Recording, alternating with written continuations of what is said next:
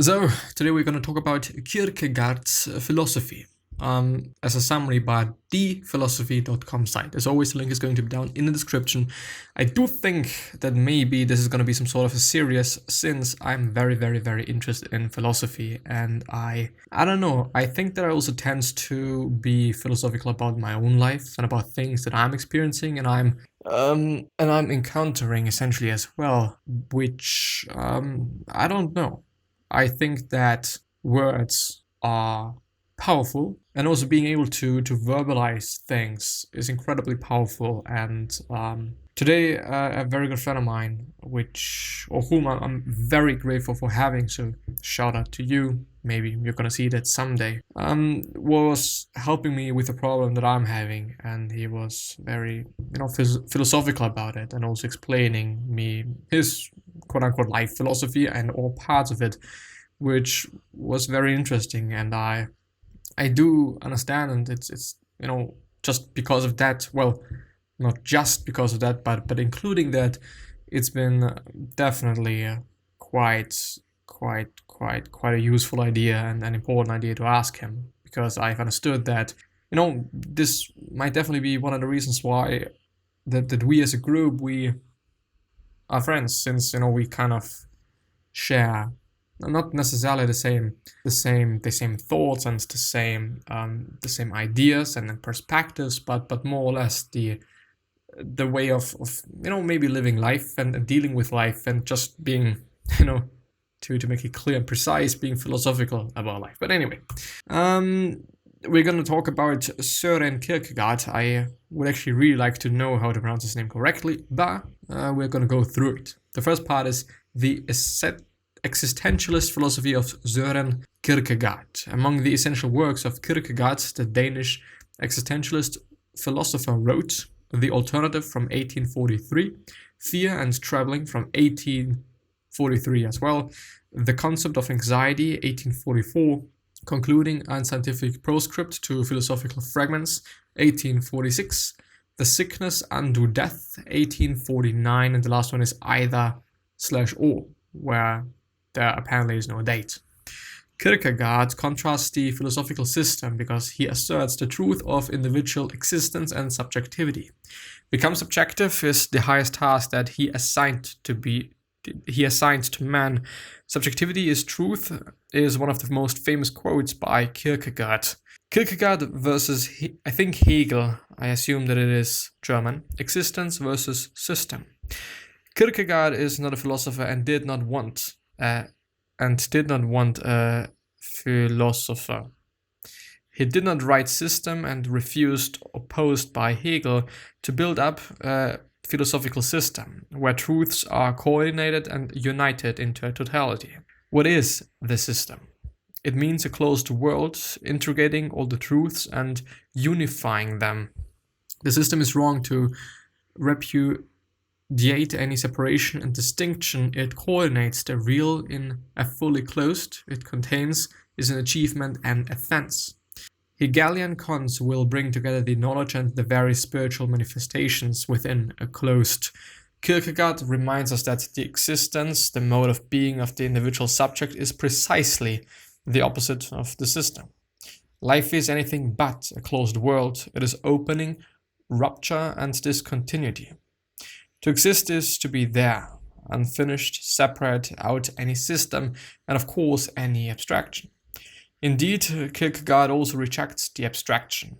What quabstre? I think? Well, I don't know. Seems to be French, but I don't speak French. It's isolating in concept, some determinations excluding others. The abstraction means by which this operation removes the concrete thought, temporality, the individual experience, to delve into the conceptual idealism. Hegel, thus, he emphasized the value of this process where we exclude the concrete determinations. On the contrary, says Kierkegaard, in a cry passionately anti-Hegelian, a lack of abstraction is manifest. That's life, it drains the concrete existence as such. The abstract thinker is an imaginary being living in the pure abstraction. He believes inhabit a palace of ideas, but he lives in a cottage, the concept that no life or depth. I kind of have a feeling that the sentences just don't make any sense, you know. It might actually be translated from French. Well, since I got some sort of I don't know what it's called, but a notification, you know, in terms of, or because of cookies, and it was in French. So I just pressed something. So anyway, abstraction, system. These are not the only perils or pitfalls that await the existing, and it is a third, and its history. Indeed, the latter means, in Hegel, becoming spiritually oriented, leading to full transparency, to a balance of all the tensions, and even to a decision of the dialectic. Kierkegaard, meanwhile, sees a great universal history noisemaker, a process that profoundly misleading because that is... I just can't go through that. German philosophers. Kierkegaard, well, he's in German. Kierkegaard's philosophy, maybe let's... You know, it's 6 minutes. Maybe there was some some things that made sense, but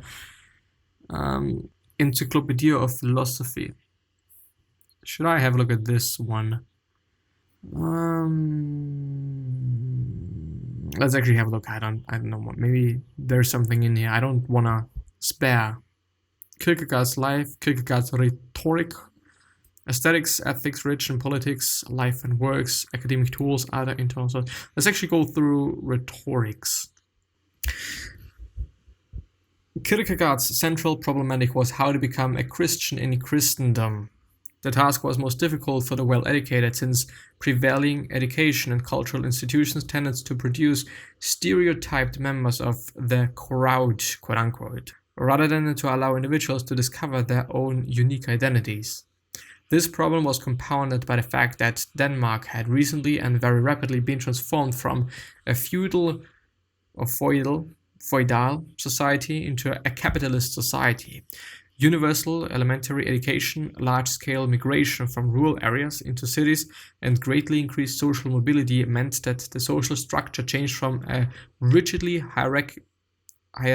hierarchical one to a relatively horizontal one. In this context, it became increasingly difficult to become who you are for two reasons. Now I get the whole individualism thing. Social identities were usually fluid, which is the first one, and the second one is there was a proliferation of normalizing institutions, which produced pseudo-individuals. Given this problematic in this social context, Kierkegaard perceived a need to invent a form of communication which would not produce stereotyped identities. On the contrary, he needed a form of rhetoric which would force people back onto their own resources, to take responsibility for their own existential choices, and to become who they are beyond their socially imposed identities. In this undertaking, Kierkegaard was inspired by the figure of Socrates, whose incessant irony undermined all knowledge claims that were taken for granted or unreflectively inherited from traditional culture. In his dissertation on the concept of irony, with constant reference to Socrates, Kierkegaard argued that the historical Socrates used his irony in order to facilitate the birth of subjectivity in his interlocutors, because they were constantly forced to abandon their immediate answers to Socrates' annoying questions. They had to begin to think for themselves and to take individual responsibility for their claims about knowledge and value. Which is actually a great tactic if you think about it in that way. Kierkegaard sought to provide a similar service for his own contemporaries. He used irony, parody, satire, humor, and deconstructive techniques in order to make conventionally accepted forms of knowledge and value untenable. He was a gadfly, constantly irritating his contemporaries with discomforting thoughts. He was also a midwife, assisting at the birth of individual subjectivity by forcing his contemporaries to develop an inner life through critical self-reflection. His art of communication became the art of taking away, since he thought his audience suffered from too much knowledge rather than too little.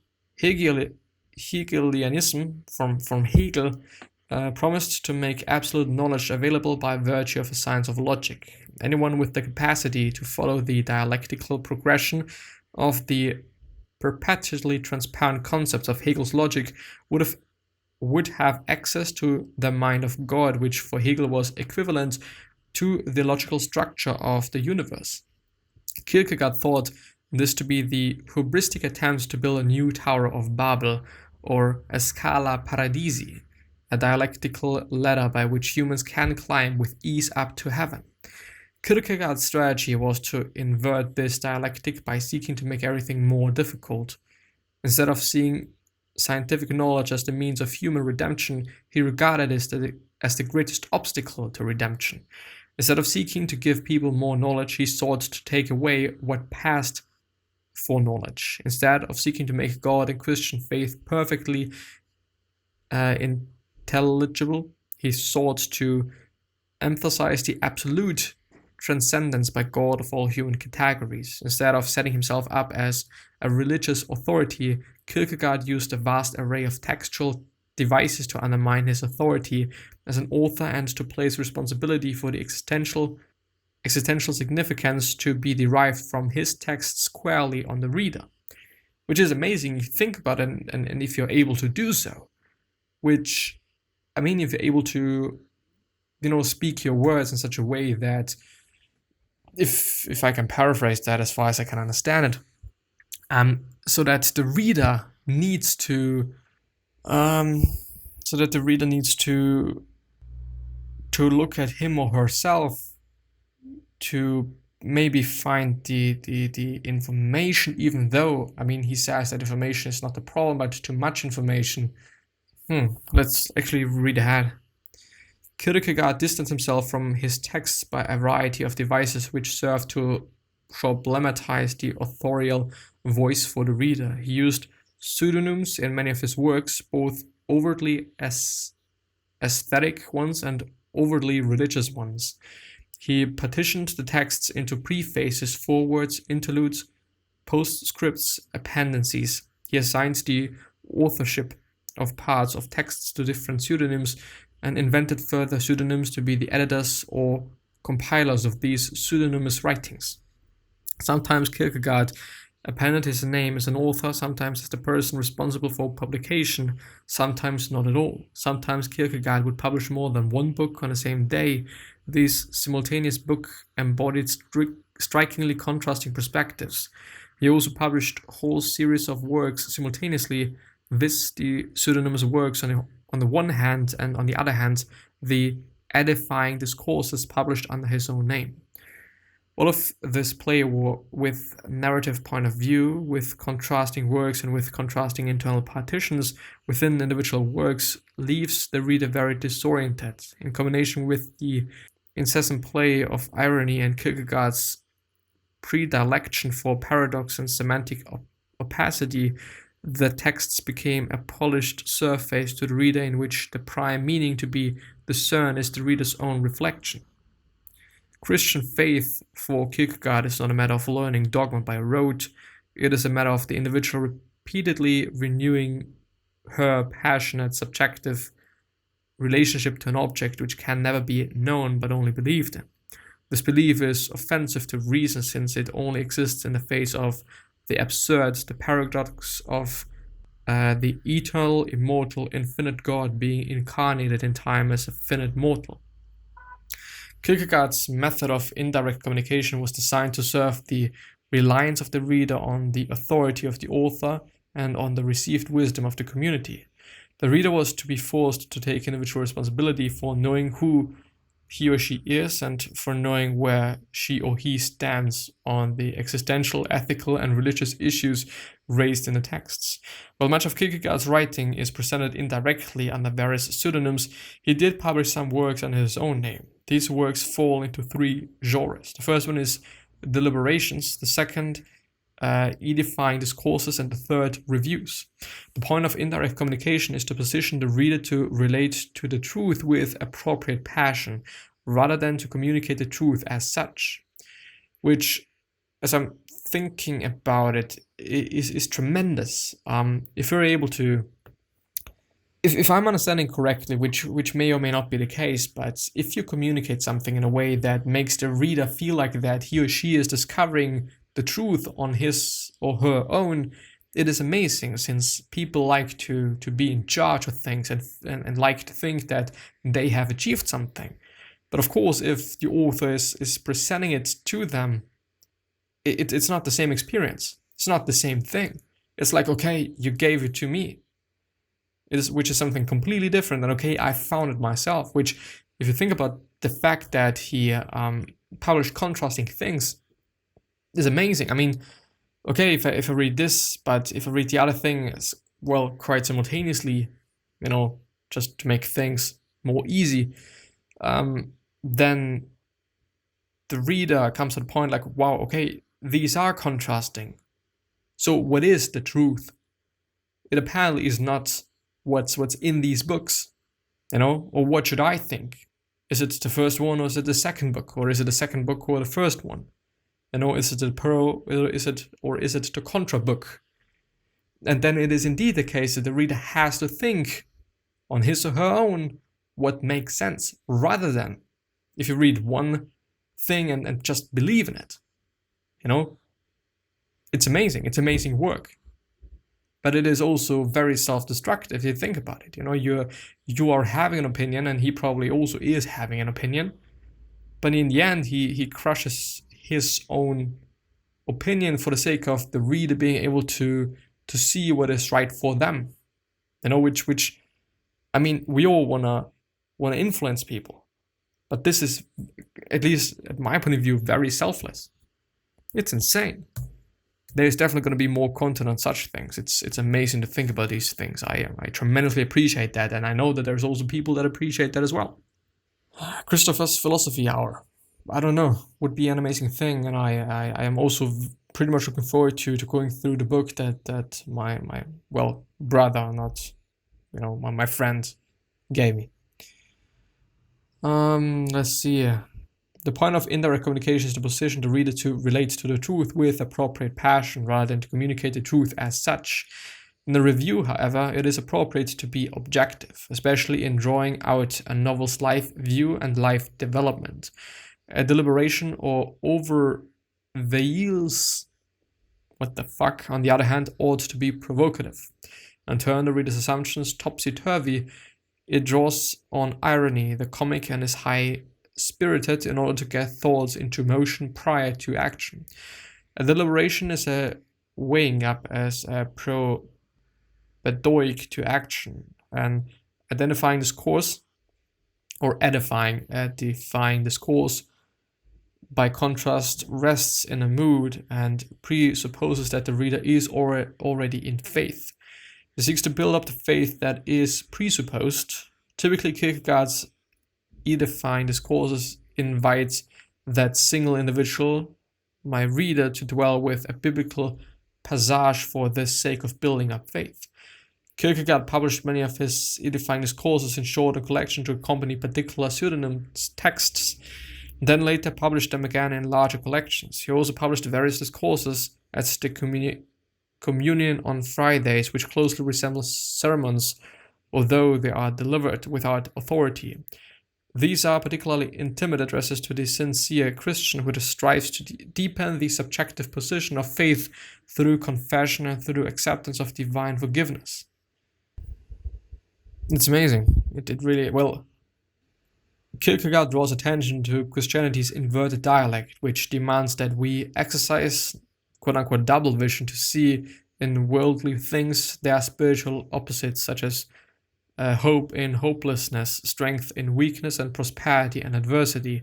The inverse dialectic also requires that we reduplicate our thoughts in our actions, but in so doing that we work against ourselves. This was aimed at subverting our focus on worldly goals in order to refocus on other worldly goals. Kierkegaard's rhetorical play with the inverse Christian dialect was designed not to make the word of God easy to assimilate, but to establish more clearly the absolute distance that separates human beings from God. This was in order to emphasize that human beings are absolutely reliant on God's grace for salvation. While most commentators regard Kierkegaard's view to be that sin is what separates human beings absolutely from God, thereby lending weight to the view that Kierkegaard endorses a particularly dour version of Christianity. A more defensible interpretation is that it is the transcendent God's capacity to forgive the unforgivable that marks the absolute difference. Our struggle to accept divine forgiveness can become mirrored in despair, including the second-order despair over the impossibility of forgiveness of our sins and the demonic despair of defiance in which we refuse to accept forgiveness. On the other hand, faith in divine forgiveness can manifest in joy at the realization that for God anything is possible, including our rebirth as spiritual selves with eternal validity.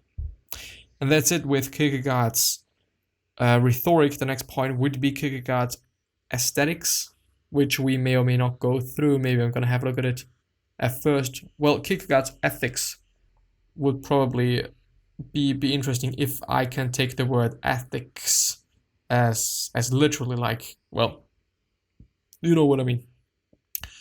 But with that being said, I'm going to end the episode. I really do hope that you've gotten something out of it. I definitely kind of have. I do think it's amazing. I didn't understand everything, which would be overdone to say and to, to say. But yeah, anyway, gonna end the episode there. So I wish you the best. See you soon.